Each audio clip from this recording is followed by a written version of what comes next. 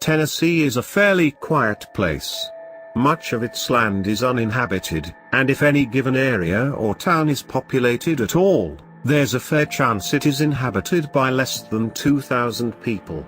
The majority of this state is unpopulated and rural, so the citizens of small villages here and there are likely to form a sense of community with each other fairly easily. My point is that when a deranged serial killer goes around murdering people in a small town like Brand, Tennessee, everyone is sure to be affected. We're like family around here. This is the story of when I almost caught him. I'm a private detective in Bran. The population of our tiny settlement is a little below 1,000. As a result, you can tell that we don't get much criminal activity here. There were occasional robberies, assaults were extremely rare, and I can barely remember when the last full-blown murder was. So, it was definitely front-page news when there was a reported disappearance in our otherwise quaint town. She stormed into my office, obviously very distraught. She was wearing slippers and a full nightgown, which was being drenched by her sweat and stained by the tears rolling down her face. She looked as if she hadn't gotten a wink of sleep. "Mary Jo, what's wrong? What happened to you?" I asked. "My baby. What happened? Is this about Melissa?" "She's gone." "Melissa? Are you talking about Melissa? What happened to her?" "Melissa's gone." "Did Melissa run away?" Mary Jo shook her head and mouthed no. Melissa was 16 years old. I immediately drove over to Mary Jo's place to see what had happened. There were already crime scene investigators there, snapping pictures and marking bloodstains. Yes, there was blood. It looked as if Melissa had been dragged out of her room, by the look of the blood trails on the carpeted floor. You may be visualizing a messy, gory scene of large bloodstains everywhere in the apartment, but that was not the case. The blood started on her bed. There was a small 4 cm by 4 cm stain on the corner of her mattress.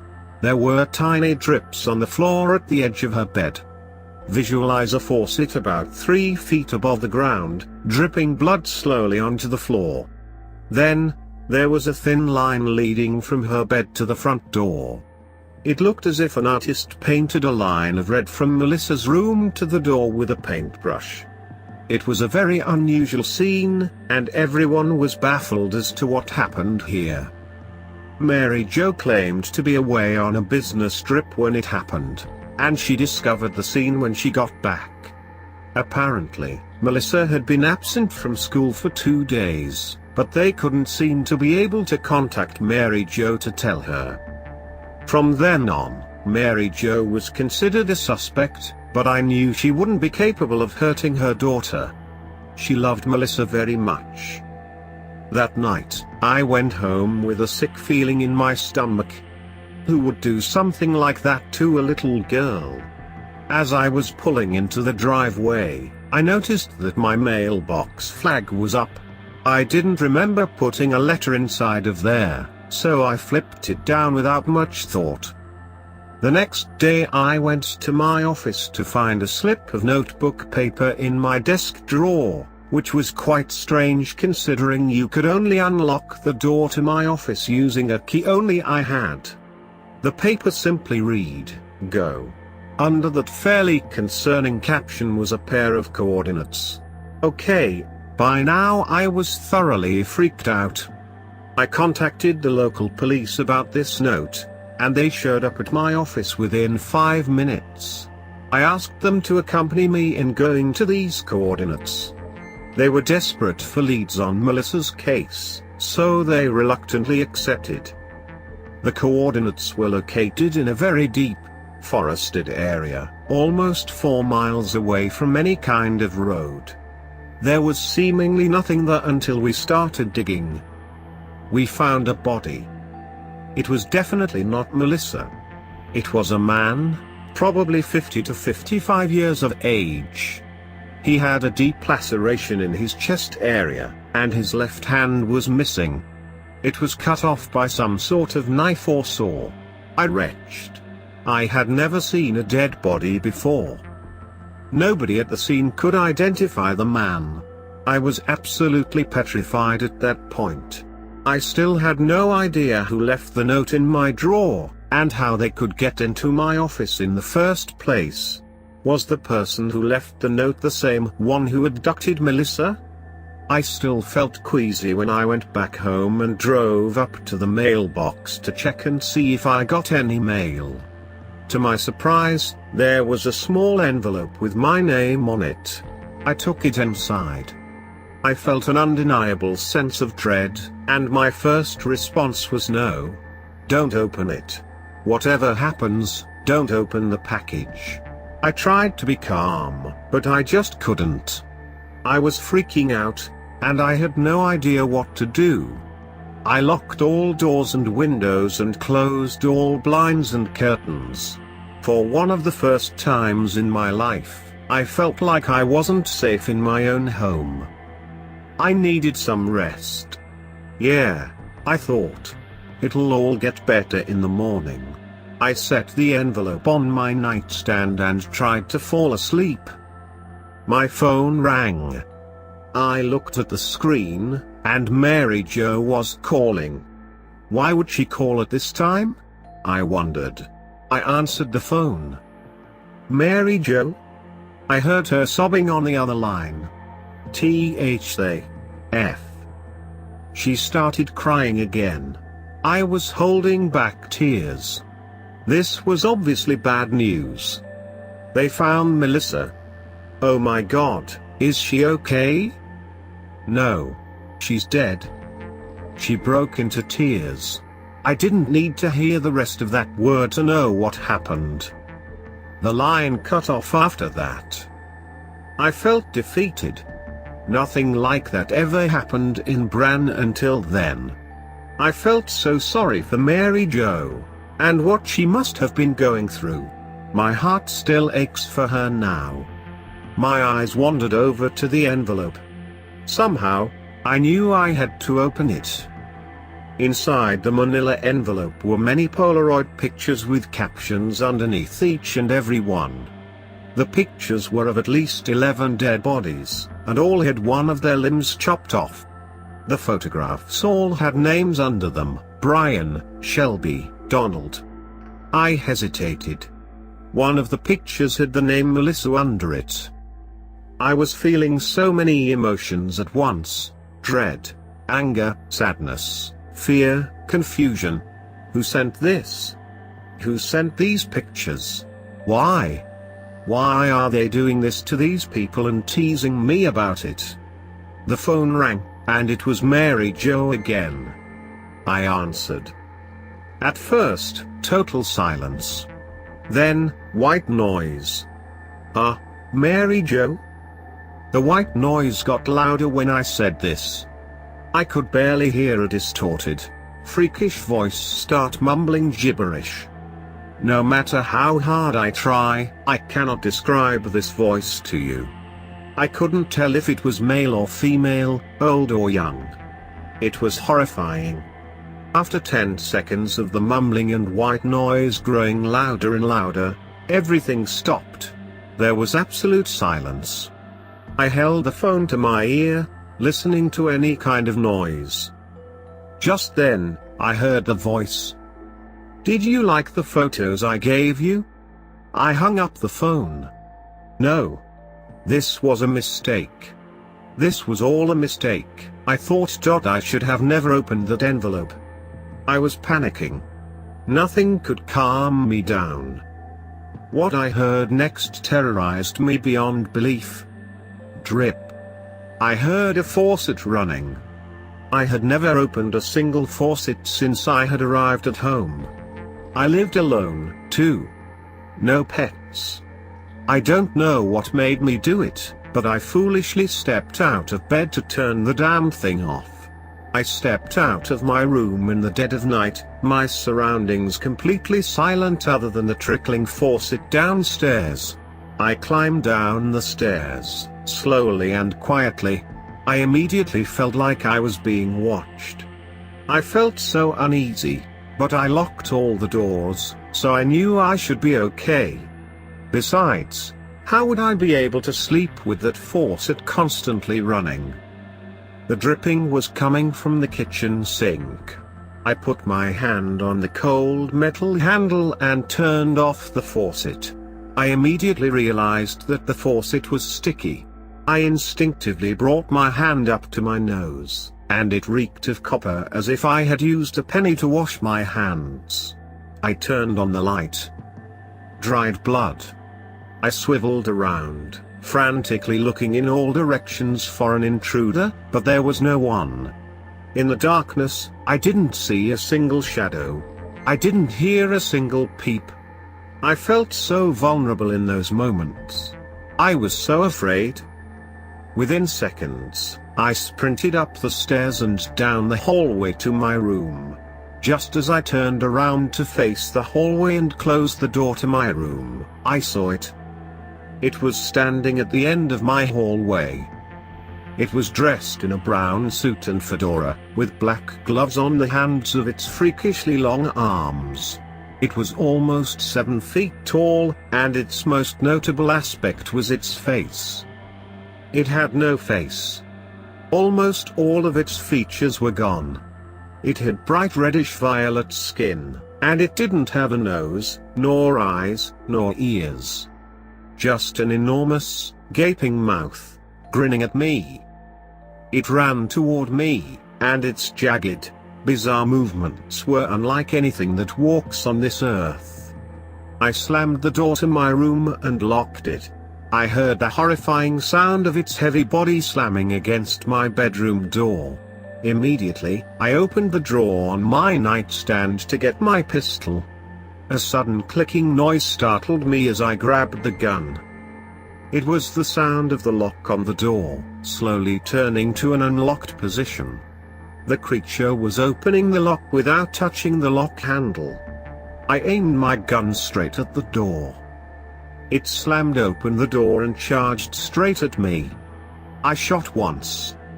Bang. I missed. I shot again. Bang. I shot the thing in the shoulder, but it didn't even hesitate. It didn't even acknowledge the fact that it was just shot. One more time. Bang.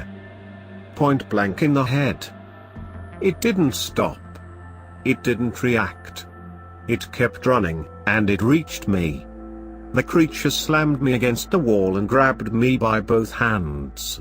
I frantically waved my hands all over the place, trying to remember what I learned in my self-defense class years ago.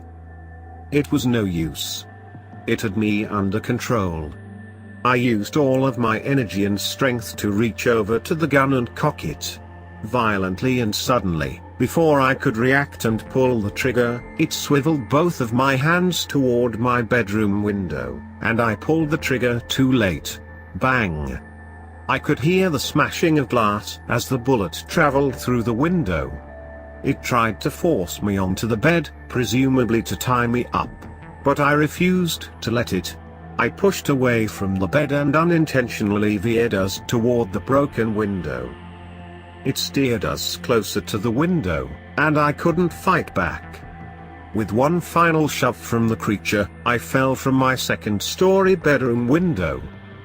When I hit the ground, I felt paralyzed. I could barely move my body, but I saw it. The creature was standing at the edge of my bedroom window, staring down at me and still wearing that wicked grin. Moments later, it walked away from the window. For about a minute, I was left there, alone. I couldn't move, I could barely breathe. I thought my life was going to end, then and there. Then it walked around the corner of my house. The creature walked slowly to my unmoving body and squatted down. It took one of my hands, unfolded my fist, and placed my pistol in my palm. In that repulsive voice, it said, "Until we meet again." It stood up, turned its back to me, and just started casually strolling away. I wasn't going to let it get away that easily. It took all of my strength to silently cock the pistol, aim at him, and pull the trigger. Bang! I shot his heel. He stopped in his tracks and looked back at me over his shoulder. He stared for almost 20 seconds before continuing to walk away, leaving my weak, motionless body behind. That was the day my life changed, and I don't know if it was for the worse or for the better. No more cases popped up regarding the killer after that encounter, so it seems the creature just disappeared out of thin air after sparing my life. Nobody knew what happened to the serial killer after Melissa's murder, and after it almost killed me. Honestly, looking back, I still don't know why it chose me. Since that experience, I've moved out of Brand, Tennessee, and I live in South Carolina now. I've quit the whole private detective scene since then. I have a small house with 2 dogs in a fairly populated town. It's been about 3 years since that incident occurred. Today, I went out to get the mail. Inside my mailbox was a manila envelope and a letter. There was no return address. I sat on the rocking chair on my porch and opened the big envelope. The first thing I was greeted with was a very official-looking document that said, "Experiment number 0493, failure." I didn't know what to think. Maybe the letter would explain more. I really wasn't prepared for what I saw in that envelope. This happened about 3 hours ago, so it still sends a chill down my spine. The letter was addressed to me at the top. It said, "Did you really think I would let you forget? You thought you could escape your troubles by moving away, didn't you?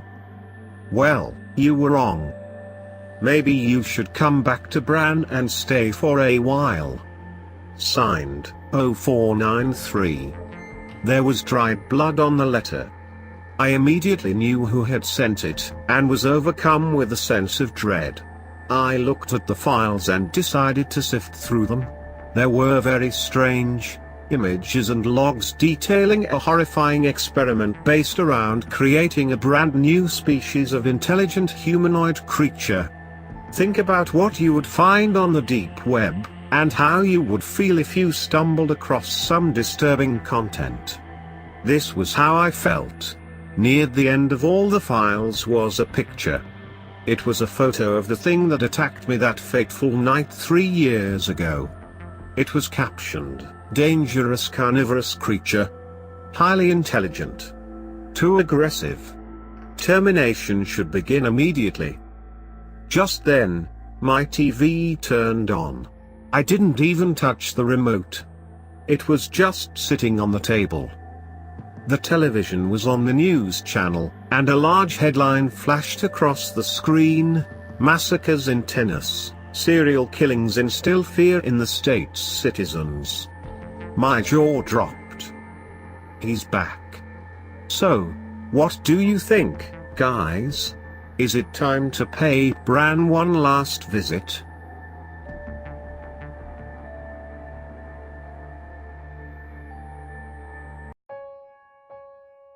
God, was I way in over my head? What did I get myself into? As I hide in this overpopulated IKEA using their Wi-Fi, I just feel I need to get this out, in an attempt to say at least I tried to stop people from joining. Forgive me for my bad grammar and lack of punctuations, as I am not an author, simply a guy ushering out a warning. Okay, so let me give you a little background info on me. I'm 21 years old, and I attend my local community college. I rented out someone's garage, a family from somewhere South America, I forgot, and drive my beat-up car to work, Wendy's, our local shopping center.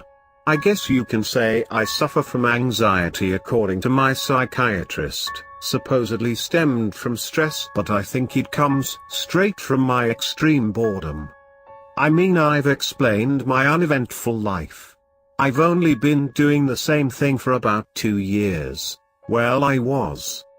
So I'm avid of no sleep. I love to read this on my breaks, during boring lectures, and I even listen to the scary narrators on YouTube as I fall asleep. I've learned so much thanks to no sleep. Number 1 is about the deep web. How cool is that something like that even exists? A place when generally any goes, a place where our masks we put on when carrying on with our everyday lives can finally be taken off. It's basically the fucking Wild West. How cool is it that something like that exists? I thought. One uneventful evening after learning everything I needed through YouTube tutorials, WikiHow, and hacking subreddits, I decided to lose my deep web virginity. I surfed the deep web. At first nothing jumped out to me, although I must say I do finding interesting and somewhat surreal that there were so many options for purchasing drugs. I saw the things that everyone normally mentions, things on politics, hitman, pizza and other things I had no real interest in. While loosely browsing, I did fall upon a link that caught my attention. It was labeled tag. Tag? What the fuck? Yeah, I know, right? So curiosity got the best of me. My finger to right-clicked the link. I suddenly began to anticipate that it was some sort of child playground pornography and kept my finger on the X. I wasn't greeted by child pornography, but instead by a page which lay out read tag and underneath were rules and how to join. I'm not going to list all, but there were some rules that I found so insanely funny that they stuck with me. One was, don't forget to lock every door in any private room that you entered. Figured this meant bedrooms, bathrooms for one, shit like that. Another read, when you tag someone, makes sure you tag them hard, so you have a longer chance of getting away. There was also one that read the designated safe zone, that every 48 hours a new safe zone will appear. Once in a 5-mile radius of a safe zone every 10 minutes your exact location is posted. You can't hide in a place for more than 24 hours, and after that, your location is displayed to the public. It stated that since it was a new game that the playing area is limited to the USA only. Also that once the game starts, if we become it and fail to someone in 72 hours we become eliminated, whatever that means.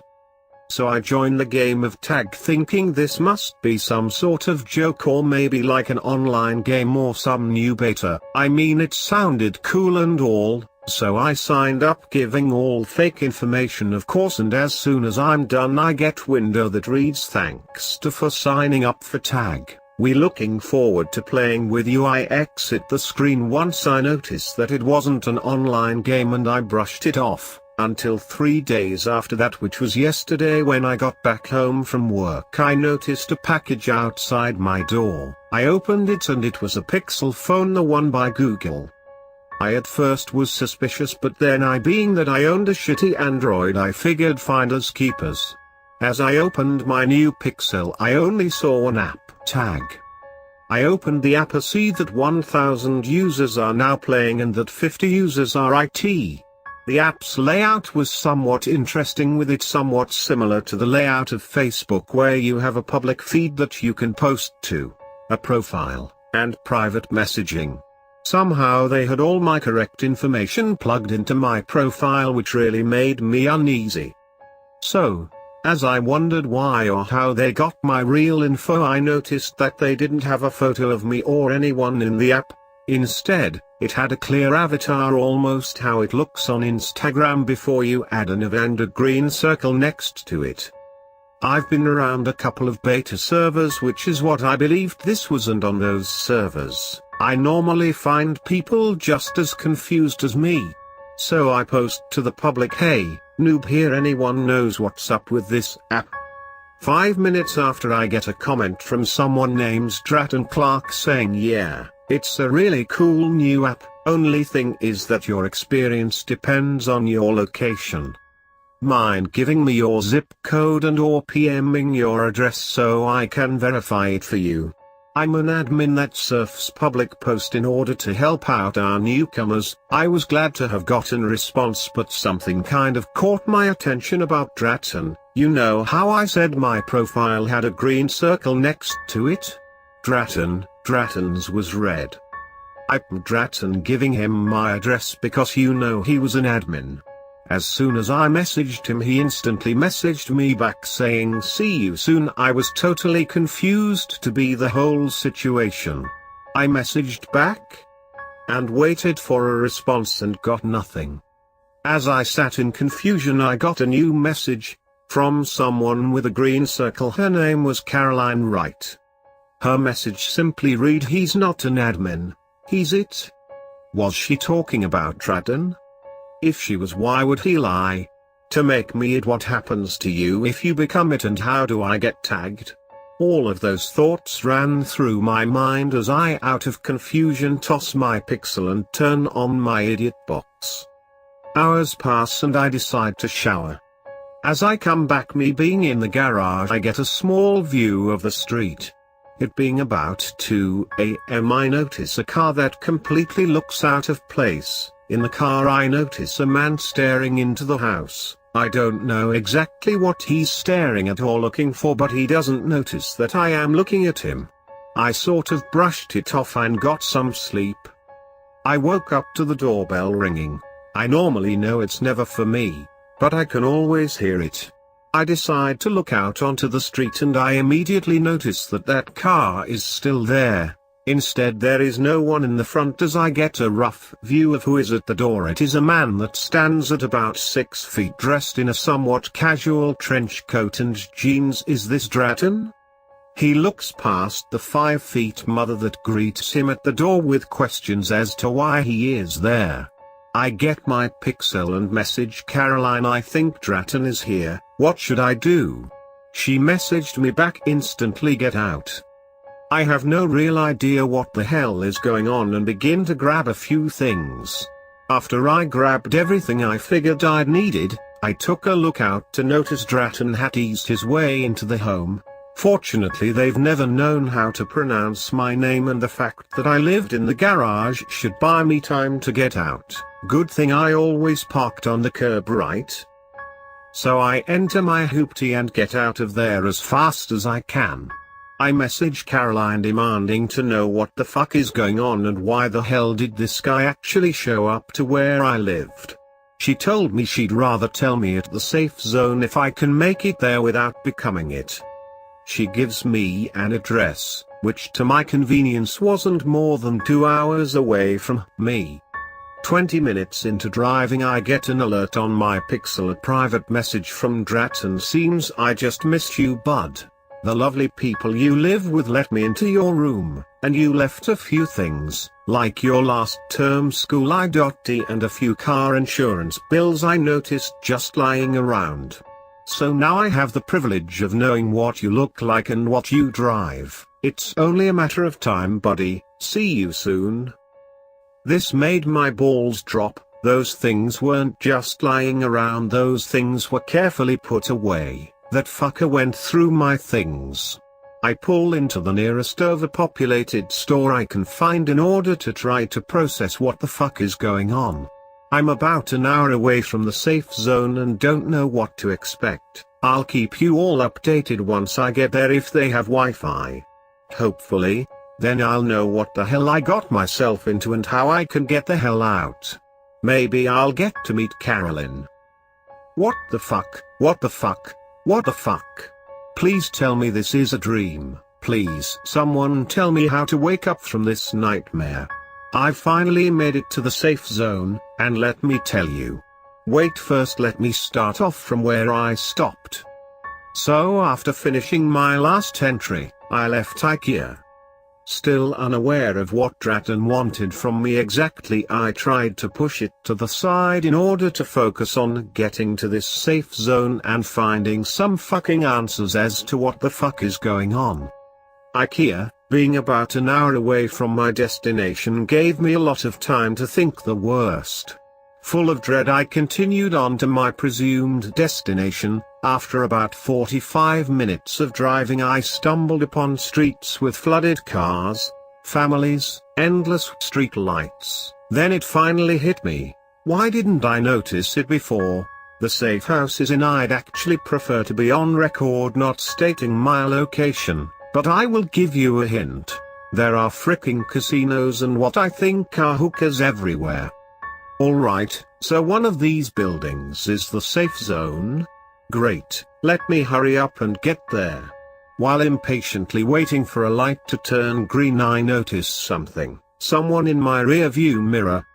Someone was staring directly at my tags from the car behind me, and to my luck I realize that it's fucking Draton. I quickly look ahead hoping he didn't notice me. After a few seconds pass, I take another look into my rear view mirror again and our eyes meet, his glaring at mine accompanied by a sinister smile. God, that fucking bastard. How the hell did he find me? Oh shit.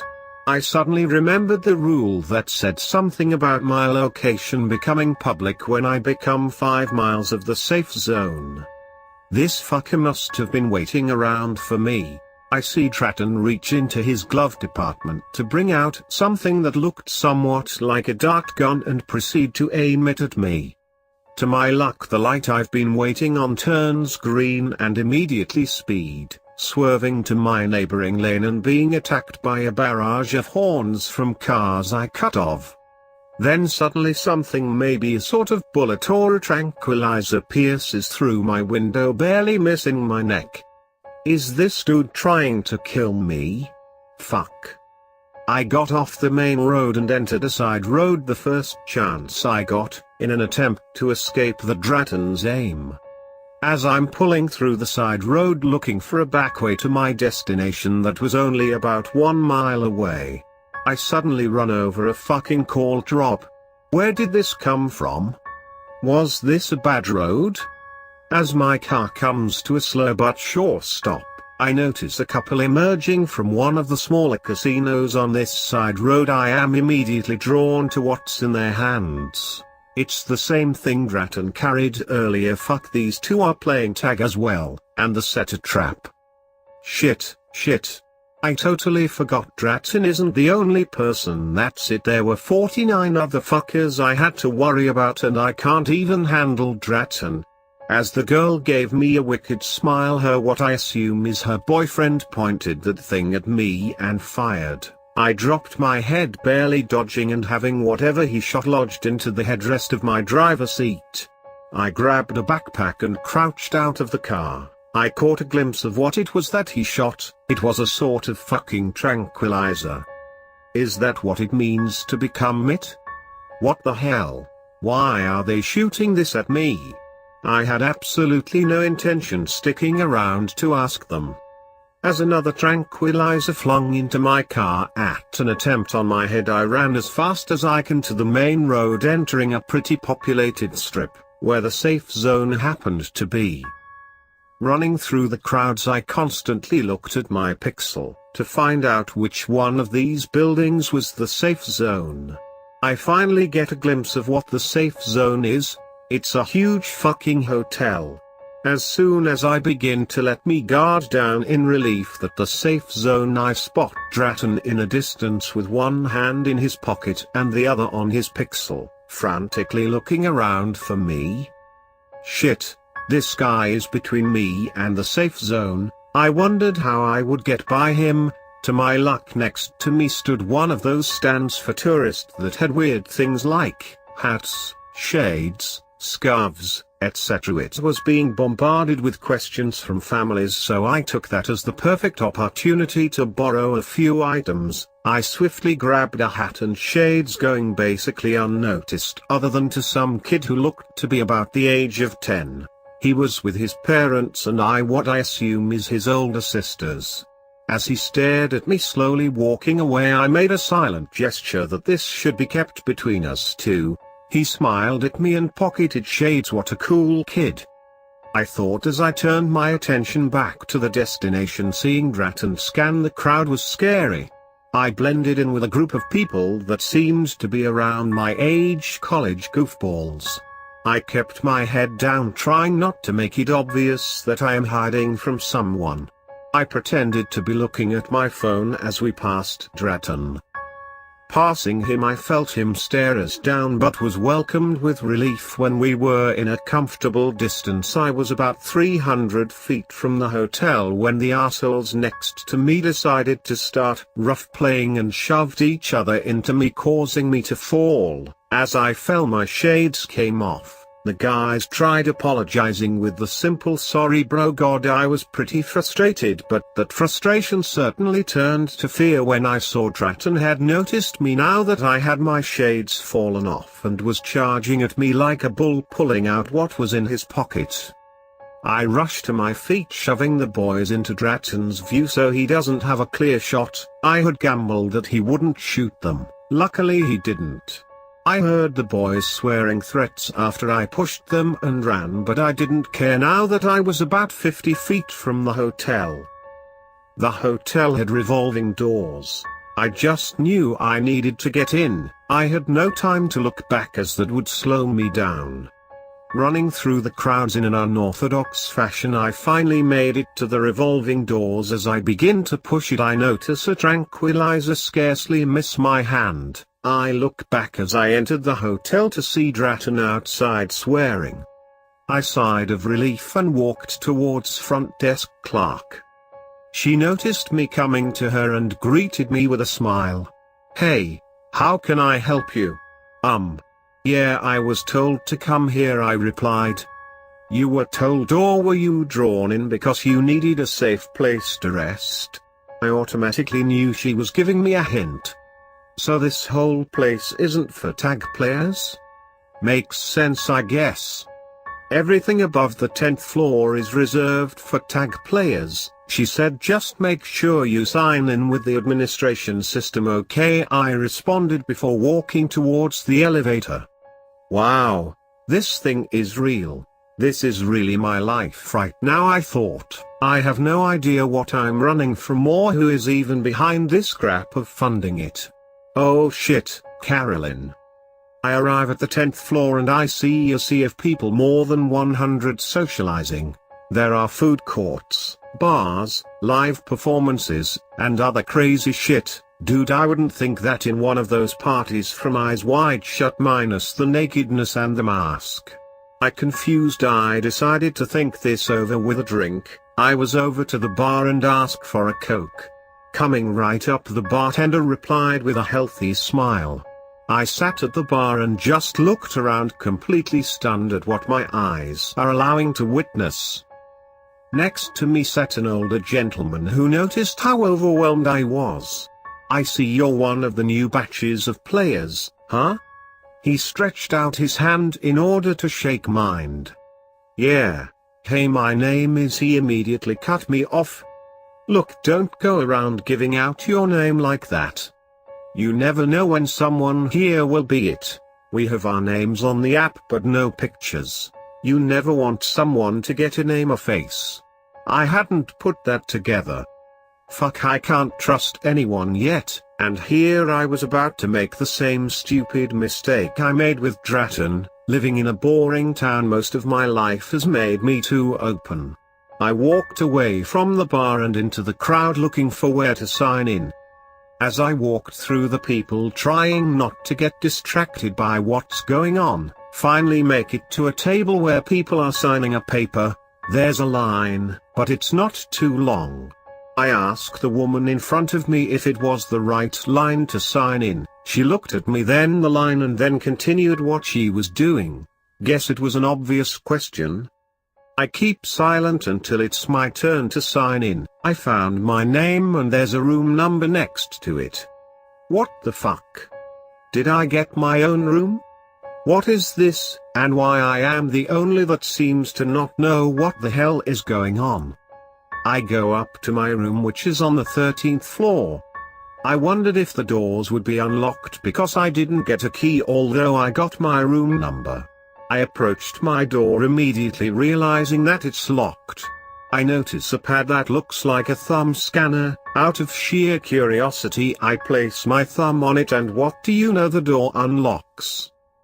Now you know what I'm thinking. How in God's name did they get my fucking fingerprints? Just who in the hell is running this fucking game of tag? As I entered my room I am greeted with a great suite. It wasn't luxury but it was definitely a nice room. After an hour of meditating, I messaged Caroline asking her to give me an explanation of what the hell is going on now that I'm in the safe zone. She responds telling me to treat her to breakfast tomorrow on the 10th floor and that she'll explain everything. What a day. Can't believe I made it here. I still don't know what happens when you become it. Why Tratton seemed to only go after me. What's in those tranquilizers or why we're playing this, to begin with. I guess it's my fault for joining, but you have to believe me, I didn't want this. No, I just wanted excitement, not this. Hopefully, I get answers as to what the hell is going on tomorrow.